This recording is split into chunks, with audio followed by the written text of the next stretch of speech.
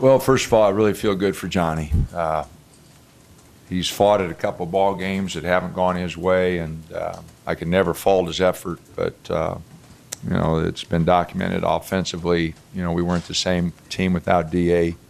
But to see him have a ball game like that and just absolutely be the difference in the game, not only with his offense but his defensive intensity.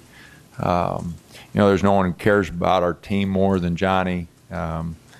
He's got a positive outlook, and I'm just really happy for him. The other night after the game, we talked. I called him because I was worried about him. He was down, I was down, everybody's down. So, and he bounced back tough because that's the kind of guy he is. So a lot of guys played well, but Johnny Lloyd definitely was the guy who stirred the drink tonight, and he was really good.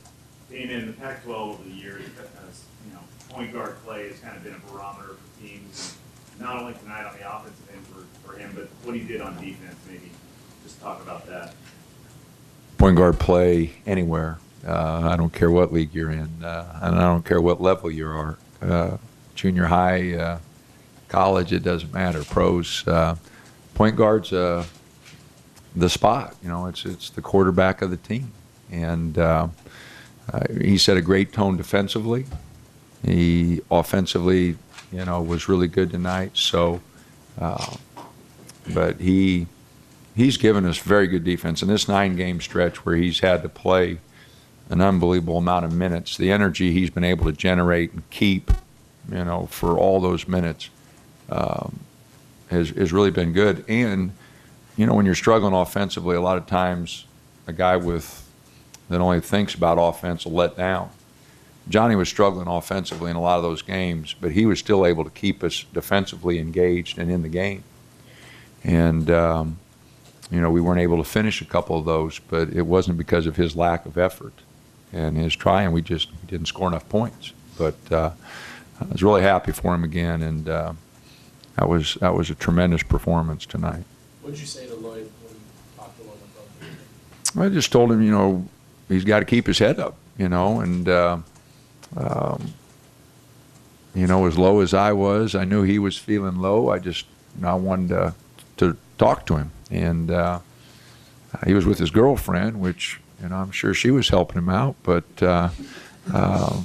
he was talking to me for a while. Nothing important. I just told him, hey, it is what it is. Just keep your head up. We're still, our guys.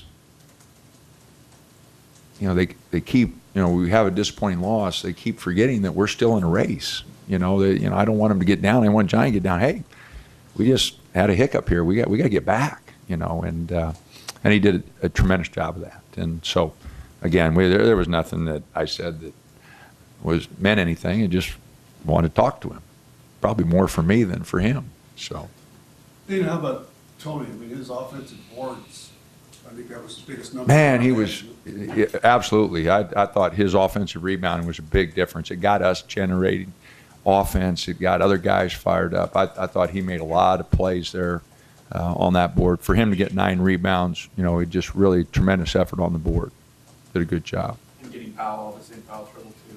Yeah, we got down. He got down low. He's bigger than Powell and got it in there deep a few times, and that was a big key. Seems like you guys attacked the basket better than you done Thursday. Was that a point? Absolutely. No, I got that question on the radio, Jerry, and it's always been a point of emphasis. We just don't communicate real well, don't listen at times. But, if you noticed, our numbers in the Pac-12, 3 points have gone way down except for the Washington State. And the other night we took 15, and 4 of those were really bad shots. So we only took 7 threes today, and I think 1 of them was a bad shot. So, our number, we shouldn't take a lot of threes. Our percentages just don't dictate that we should. And so, I get a little disappointed when we start firing them. And, Dot, Carlos, they're not using their athleticism if they're not taking the ball at the basket. How big a deal is Johnny's ability to penetrate and not having to worry about that, too? And being able to penetrate and dish, obviously.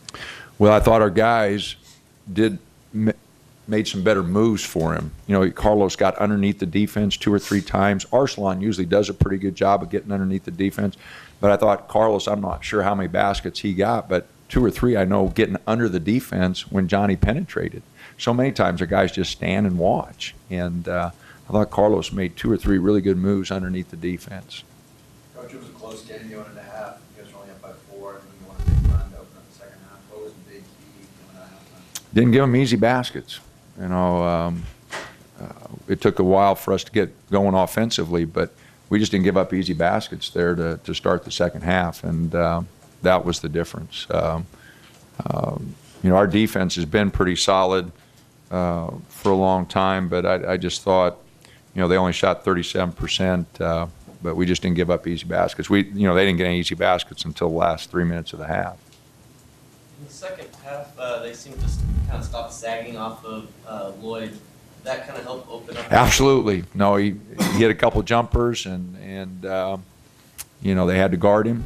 The two games where Johnny's hit shots, Washington and here now, we had double-figure wins in both those games because he sets a great tone for us defensively, and our defense has improved.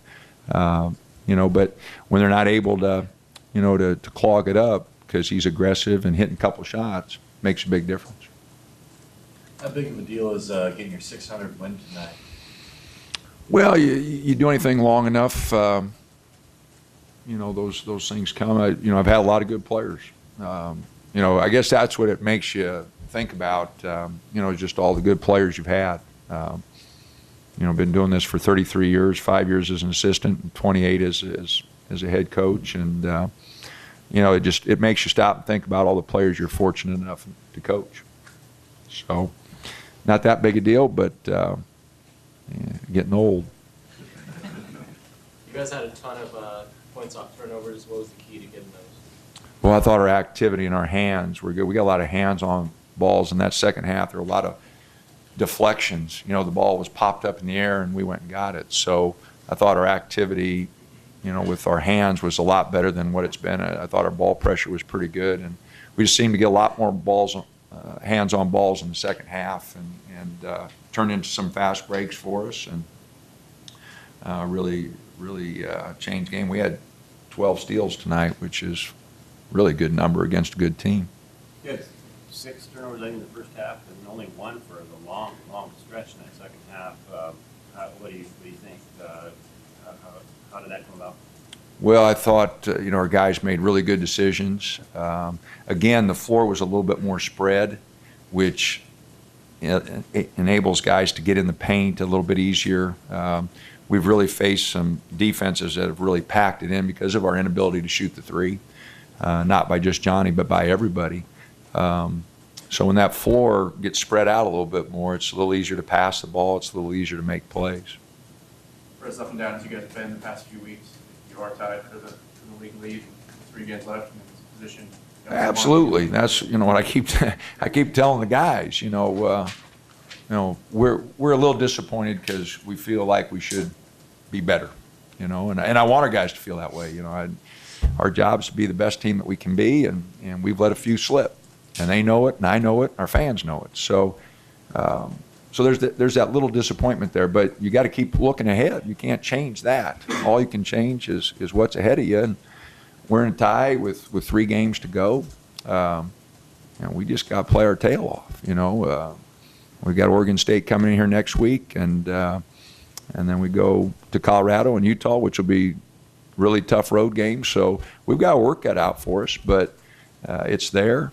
There's, you know, we're getting closer and closer to getting DA back, which will be a big lift to us whenever we do get him back. So it's getting closer. So again, you know, I really think if somebody told me before the season you got a chance to win the conference title with 2 weeks to go in the season, and your point guard was going to miss 9 games, you know, I'd have probably took it.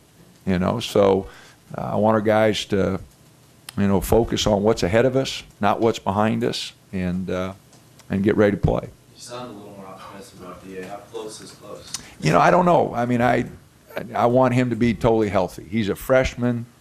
He is going to be, you know, him and Dot are 2 guys to build around. I really believe that. Their character, They come to practice every day. Their work ethic off the floor. I definitely don't want to take a chance. The doctors don't want to take a chance. So as soon as he's ready to go and they say he's ready to go, we're going to play him. But it'll be 5 weeks here Wednesday. So I think we've given him plenty of time. I think he's pretty close. Having him jump back into the mix late here in the season or whenever he does come back, is that going to be difficult at all in transitioning? No. He's been focused the whole time. I'm sure there'll be an adjustment time for him, but hopefully we'll get him in the Oregon State game, and then we've got 2 games, and we got another week for the conference titles, tournament. So he'll have time, 3 weeks to get blended in, and he hasn't missed a beat mentally. I mean, he's been at every practice. He asks me every day. We put a couple different things in. Okay, what do I do on this? It's just going to take a little time to get him back, and we'll have to slowly work him back. Johnny will stay in the starting lineup, and we'll work him back in slow, but we will work him back in as much as we can.